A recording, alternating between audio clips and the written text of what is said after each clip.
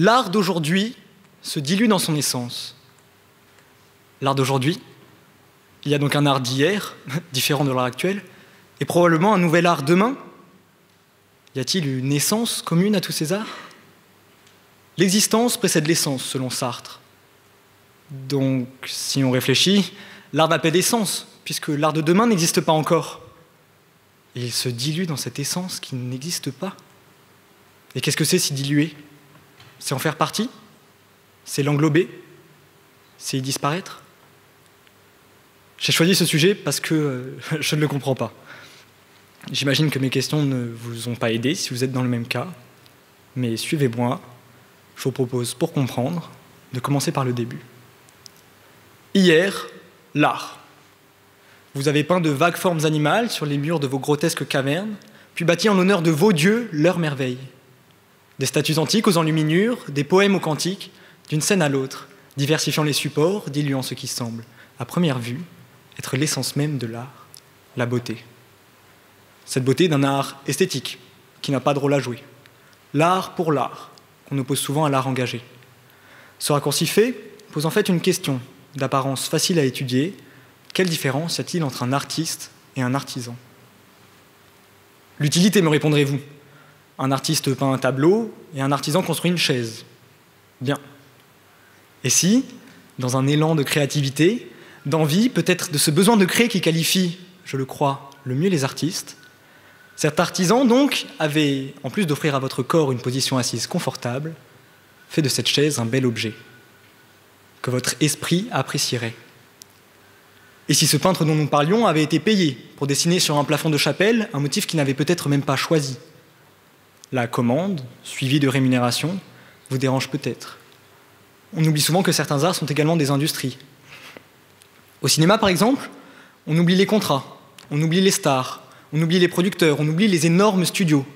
On oublie que, parfois, les artistes sont contraints de produire encore et encore des choses à la fois fades et consensuelles, banales et déjà vues, attendues souvent, surprenantes rarement, du contenu pour abreuver les contenants que nous sommes, que, finalement, à l'image de tous ces mots qui ne désignent rien, on oublie.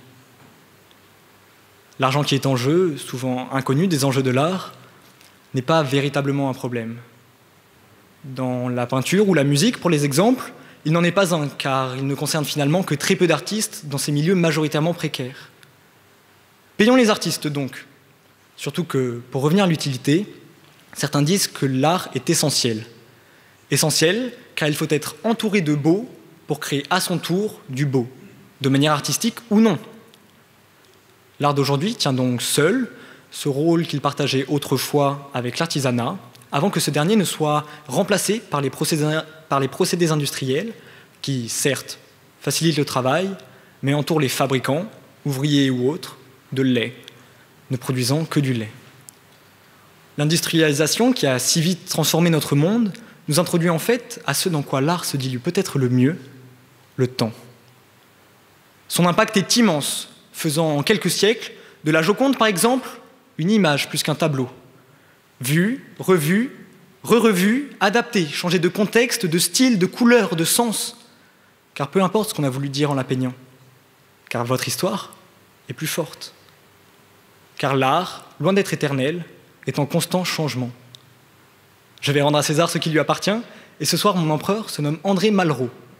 Militant, combattant, ministre, mais avant tout écrivain et artiste, qui disait « Le monde de l'art n'est pas celui de l'immortalité, c'est celui de la métamorphose. » Cette notion de transformation est des plus passionnantes, surtout évoquée par un homme qui a toute sa vie tenté d'adapter ou de faire adapter au cinéma un de ses plus grands succès littéraires, La condition humaine, considérant que l'art n'est pas embarrassé de dire deux fois la même histoire.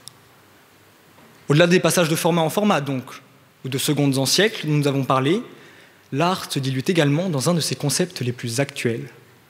L'art d'aujourd'hui est un art d'idées. Vous y avez peut-être pensé quand il était question de l'utilité de l'art, mais on peut avoir des idées engagées, témoigner de son temps et y associer une lutte à mener. On peut avoir d'autres idées. On colle une banane sur un mur, on peint une toile intégralement en noir et on fait de l'art. On peut interroger l'utilité de ces concepts, mais on peut également se dire que, comme la beauté pure, il prône avant tout la liberté de créer. Une œuvre, une lutte, donc. Avec tous ces engagements, comme on dit de la parole qu'elle exprime la pensée, peut-être l'art exprime-t-il l'émotion. L'intention, pardon. Cela reste, je trouve, insatisfaisant. On a vu l'art faire partie du temps, englober le beau, se perdre peut-être dans les concepts. Mais quelle est donc son essence? L'intention, c'est beau, c'est utile. Mais l'art, c'est essayer, c'est échouer, c'est se découvrir, c'est se perdre en se souvenant que l'errance a son importance, car l'art de croire, l'espoir, n'est peut-être de l'espérance. Et si on ne comprend toujours pas, pourquoi ne pas dire ce que l'on pense? L'art est donc, selon moi, plus qu'une forme ou un choix. Il n'est pas le moyen, il est l'expression. Si la parole dit l'idée, l'art est émotion. Merci.